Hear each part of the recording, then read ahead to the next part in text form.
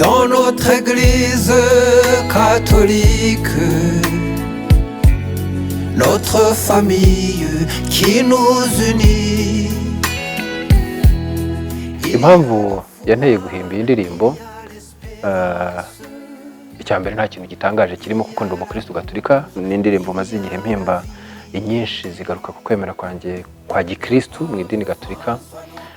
Ariko by'umwihariko iyi ndirimbo nayitekereje muri iki gihe kuko ku itariki 29 z'ukwezi kwa Kamena, ukwezi kwa gatandatu, buri mwaka Kiliziya yizihiza umunsi mukuru w'abatagatifu Petero na Paulo.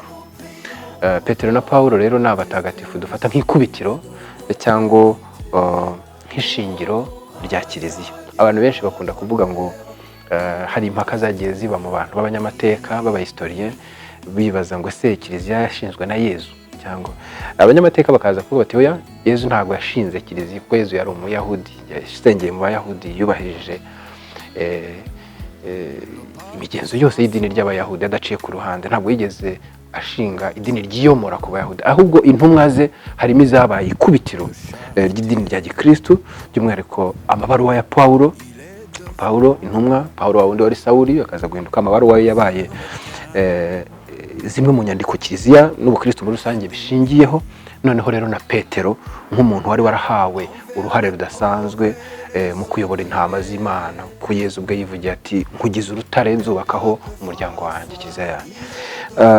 Abo batagatifu bombi rero iyo tubizihiza ku itariki 29 z'ukwa gatandatu buri mwaka, tuzirikana n'ababasimbuye muri iryo yogezabutumwa. Petero tukazirikana ko yasimbuwe n'uruhererekane rw'abapapa, nagiye mvuga Papa François, Papa Paul wa kabiri, watuciye kuri Benoît XVI, Papa Paul wa gatandatu n'abandi kugenda kugeza kuri Petero nyirizina. Ugasanga rero urwo ruhererekane kuruzirikana nabyo ni ngombwa kuko ubutumwa bw'Imana ntabwo bwarangiranye n'intumwa zabanye na Yesu. Uyu mwaka rero, umwaka wa 2019, mu gihe tugiye kwizihiza uyu munsi mukuru nyine wa mutagatifu Petero na Paulo, nashatse guhimba indirimbo ivuga kuri Papa nk'umuntu wabasimbuye, nk'umuntu wasimbura ba Petero, nerekana n'uruhare rwe mu kubaka Kiliziya.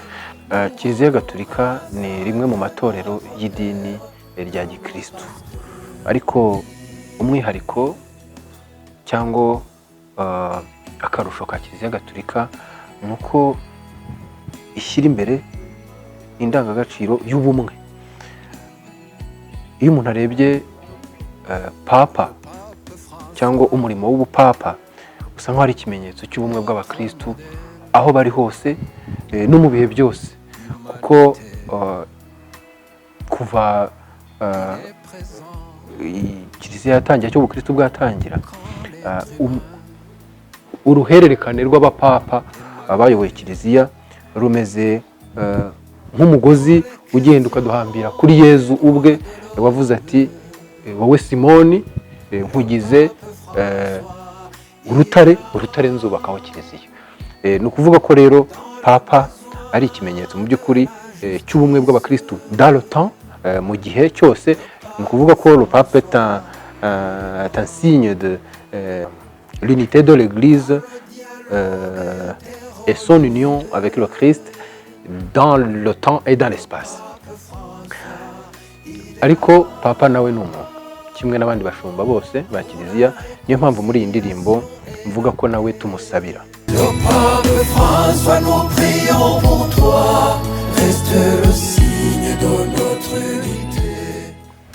Papa nawe ni umuntu kimwe n'abandi bashumba, bashobora gukora icyaha, niyo mpamvu mu murimo we akeneye amasengesho yacu kugira ngo amuherekeze, akomeze yuzuze izo nshingano ze zo kuhagararira ubutumwa bw'Imana buduhamagarira kuba umwe, kimwe n'uko Yezu yavuze ko nawe ari umwe na se.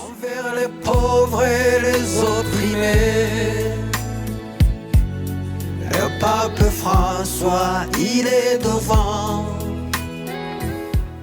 Mu bindi bitero rero ndavuga ko Papa ari uyu Papa François afite umwihariko mu bandi ba Papa, uko we agera no mu bikorwa bitari bya Kiliziya akabigaragaramo, ibikorwa byo gufasha abakene, ibikorwa byo kugira uruhare mu kugira ngo ubutabera ababukeneye babubone. Muzi urugero, muzi ibiherutse kuvugwa muri kiliziya by'abantu bavuga ko bahohotewe n'abapadiri. Nta wundi mupapa wari warateye intambwe yo kugira ngo ubutabera buboneke ku bantu bari babukeneye. Papa François yarabikoze. Papa François ni umuntu nanone ugaragara mu biganiro mpuzamadini, aho abanyamadini batandukanye, abasilamu, abayahudi, aba-orthodoxe bahura n'abagatulika bahagarariwe na Papa François nyine bakaganira ku cyo bahuriyeho. Ari kinaruta cyane nyine icyo kibatandukanye, icyo bahuriyeho ni Imana imwe. Icyo kintu rero Papa François akaba ari umwe mu bavugizi bacyo uyu munsi abantu bose bakwemeza. Ikindi Papa François agaragaramo ni ubutumwa bwo guhamagarira abatuye isi kubana mu mahoro. Uyu urebye ku mbuga nkoranyambaga ze, Papa François agerageza buri gihe kwibutsa abantu ko Imana ihamagarira abantu kuba mu mahoro, mu rukundo rwa kivandimwe. Ugasanga rero uyu murimo akora nk'umushumba wa kiliziya ntabwo umubuza gusabana n'abandi bantu bo mu yandi madini kandi mu buzima busanzwe. Le Pape François, notre modèle d'humilité. Ikindi umuntu yavuga kuri Papa François ni imigenzo ye yo kwicisha bugufi, bigaragara mu buryo yitwara, mu buryo abaho, mu buryo asabana, mu buryo aganira n'abantu b'ingeri zose. Hari ishusho yazengurutse isi muri iyi minsi ubwo Papa yazaga kureba bamwe mu bayobozi bo muri Sudani, agaragara apfukamye abasoma ibirenge. Ni ishusho yazengurutse ituma abantu bibaza cyane kuri uko kwicisha bugufi gukomeye kwa Papa. Ariko abanyarwanda by'umwihariko yanatwibukije ishusho ya Papa Paulo wa kabiri, ya Papa Yohani Paulo wa kabiri, igihe yazaga mu Rwanda, ubwo yageze kuri alitari ahari hari isakaramentu ry'Eucharistia, agapfukama nawe akariramya, agapfukama hasi akariramya. Musenyeri wa Kigali Kambanda aherutse no kutwibutsa ko icyo gihe Papa apfukama akaramya Eucharistia ari mu Rwanda, Papa Yohani Paulo wa kabiri yapfukamye ku isima, nta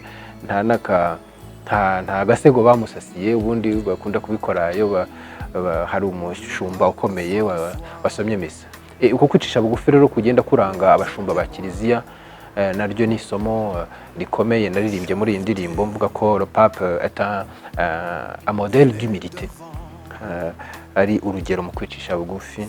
Kandi uko kwicisha bugufi nawe nta gushidikanya gukura kuri Yezu twemera ko ari umwana w'Imana ariko wavukiye mu kirugu, mu gihuru pratiquement, aho kuvukira i Yerusalemu mu batware, agakura mu buzima bworoshye cyane. Abantu bikanaba n'impamvu z'abantu kugira ngo bamuhakana bavuga bati wawundi wo kwa Yosefu na Mariya tuzi neza, umuturage utarize teolojiya nk'abandi bafarizayi. Hanyuma akaza no gupfa urupfu rubi rumeze nk'urw'ibisambo abambwe. Ubwo kwicisha bugufi kwagiye kuranga Yezu kuva mu ivuka rye kugeza mu izuka rye, gusa nk'aho ariko kuranga abashumba ba kiliziya by'umwihariko Papa François mu mibereho ye no mu iyogezabutumwa akora ku isi hose. Le Pape François, nous prions pour toi, reste le signe de notre unité. Nous rendons grâce